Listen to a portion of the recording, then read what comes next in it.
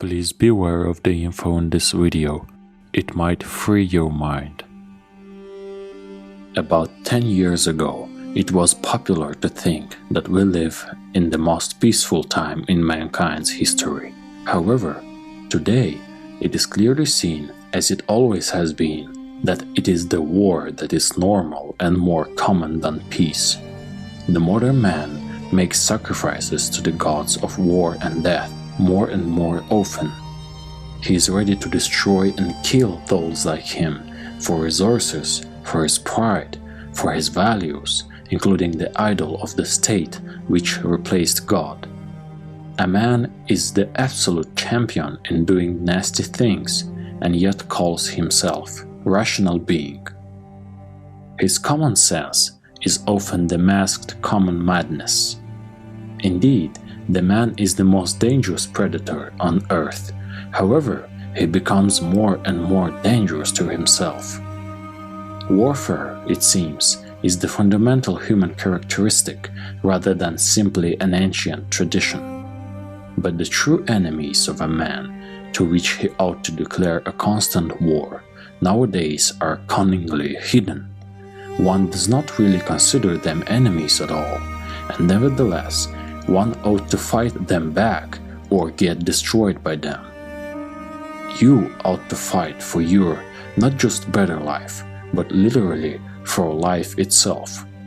Being at war and fighting is good, but only in a creative realm, which must distinguish you from nasty souls who only seek destruction and decay. The first enemy to begin with is excessive consumption. In the intricate tapestry of contemporary existence, the adversary of excess consumption emerges as a silent yet insidious force that threatens the delicate equilibrium of personal wellness. The relentless pursuit of more, be it driven by societal pressures and unchecked desires, casts a looming shadow over the very essence of a balanced and fulfilled life. At its core, this culture of consumerism is more than a mere act of acquiring material possessions. It is a profound disconnect from the fundamental principles that govern holistic well-being. In this sense, it does not matter how long one's life is, if most of it is wasted in a fruitless self-forgetfulness. When you consume with no limit, be it anything from food to cheap entertainment and information, your thinking gets clouded and your mind gets clogged. If you keep throwing construction parts into a pile, it will take up more and more space and look more like garbage than anything of value. But if you take the time to organize these parts and build structures out of them, you will have the tools of reasoning ready. So beware to not consume more of what you do not really need or more than you got the chance to comprehend and organize into a knowledge structure. Books are more valued sources of knowledge, but even they shouldn't be consumed uncontrollably. As of the ceaseless quest of material accumulation, it often blinds us to the richness of life's experiences. Excess consumption of food and entertainment of an instant bad quality becomes a hollow endeavor, a futile attempt to fill an existential void with transient possessions rather than meaningful moments. It is crucial to recognize the toll it exacts on our wellness, both mental and physical. The more you eat, the less you can enjoy food. A perfect balance is being able to detect when it's enough. The moderation fulfills your need more better than the excess. In essence, the battle against excess consumption is a quest for balance, a pursuit of wellness that transcends material accumulation. It beckons us to embrace the profound wisdom encapsulated in the words of the ancient Chinese philosopher. He who knows that enough is enough will always have enough. Lao Tzu. So if you feel unhappy, then you probably have clogged the happiness receptors of your spirit. Give yourself a break from consumption to sensitize yourself for the things that really matter. If you strive to cultivate a consciousness that values quality over quantity and mindful choices over mindless consumption, you will reach a satisfaction of a far more sublime nature. We move to another group of terrible enemies, which are the poisons that people take in order to stimulate the fake joy. I've seen people dying young and unhappy because of this, my dear friend. And maybe you could think of those whom you met too. They might be good people, and yet their life vanishes thanks to addictions to those poisons, most of which are completely legal. But legal and ethical, useful or good are not synonymous.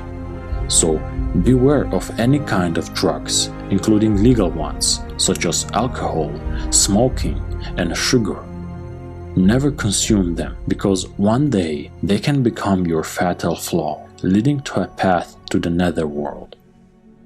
For the sake of your health, for the sake of your family and loved ones, and maybe the future children, you ought to defeat these destructive substances and never grant them a standing. Free yourself and your body from the fake joy and relaxation that they seem to give you. If you intentionally poison your body, your soul and mind won't thrive. You will not be able to build a decent life. The pleasure from taking these substances is not worth even a fraction of the satisfaction of feeling strong and healthy and being able to create something that will live on after you. Destroy the addictions before they destroy you. Otherwise, you will enslave your spirit, slowly committing a murder of your great destiny. Now let's take a look at another huge enemy, whose name is despotism of the state.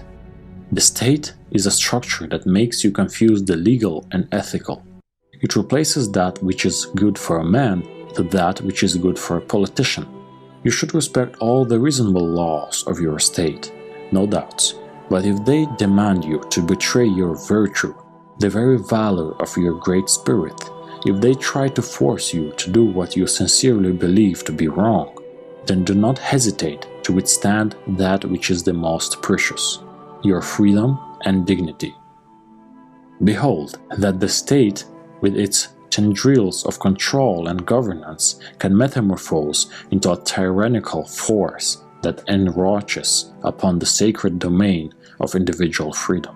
In the despot's grip, individual autonomy withers away, like the petals of a flower succumbing to the relentless onslaught of an unyielding storm. The very essence of our being, once vibrant and free, becomes subdued beneath the weight of arbitrary authority. As we traverse the corridors of history, we witness the despotism of the state, a relentless force that subjugates its citizens. It is imperative that we confront this enemy with the same fervor reserved for substances that cloud the mind. For when a state becomes oppressive, much like the intoxication of substances, it threatens the authenticity of our existence. When a government commits a crime, it is your responsibility as a decent citizen to oppose the iniquity and dishonor of rulers. It does not necessarily mean that you must become a politician yourself, but at the very least, never let yourself be forced to perform legalized crimes against humanity. It is the state that should primarily provide for the prosperity of a human being, and not a human being that should serve as fuel for any venture of the state as a meta-entity that cannot bear responsibility for its actions. The final enemy that spoils your being would be the hostility towards life. To harbor disdain for the very essence that courses through your veins is to forge chains that bind the spirit, restricting the boundless potential that awaits the awakened soul. The nihilist who argues that he rejects any meaning is not ultimately honest to himself, since he is not rejecting his life in order to have the ability to say such things. Trust not those who try to impose on you the hopes that lie beyond your life on earth, since they distract you from your potential to be fulfilled on this earth. Do not regard antinatalists as worthy, since for them the fact of being born is something negative and terrible. On the other hand, life should be regarded as a great gift and a great joy. Life is good, and those who detract life, the despisers of life, as Nietzsche called them, are tired souls. Life, with its intricate dance of joy and sorrow, success and failure, is a profound symphony of experiences that waves the narrative of our existence. The hostility towards life is akin to rebuffing a gift of infinite possibilities, as if turning away from the magnificent canvas of creation, dismissing the vibrant hues that paint the landscapes of our journey. Embrace the notion that life is a relentless sculpture, chiseling away at the rough edges of your character, molding you into a masterpiece of resilience and wisdom. The challenges that assail you are companions on the pilgrimage of self-discovery. Each trial is a teacher, and every setback is a stepping stone toward the zenith of your potential. The hostility towards life is a self-inflicted wound and refusal to dance with the rhythm of nature. It is a denial of the beauty hidden within the chaos. Life's intricate melody calls for harmonization, not antagonism, and the refusal to heed its call only perpetuates a discordant existence. So let not bitterness be the alloy that tarnishes the purity of your spirit.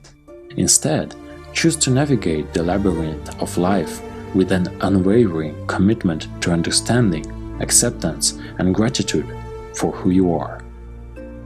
In embracing the totality of experience, you unlock the gates to profound self-realization and transcendence. Cast away the shadow of hostility towards life, and let the radiance of your being illuminate the world. Life, with all its imperfections, becomes the canvas upon which you paint your existence. So let this existence be a masterpiece, let it be eternally beautiful. You should love life for this love to become mutual. To receive life's affection, one must first embrace it with sincere love. Our little journey is coming to an end for now, so let me remind you once again of the only warfare that is most sacred. It's the struggle for becoming a creator, not a decadent that follows decay and destructions. He possesses true power who successfully handles one's weaknesses.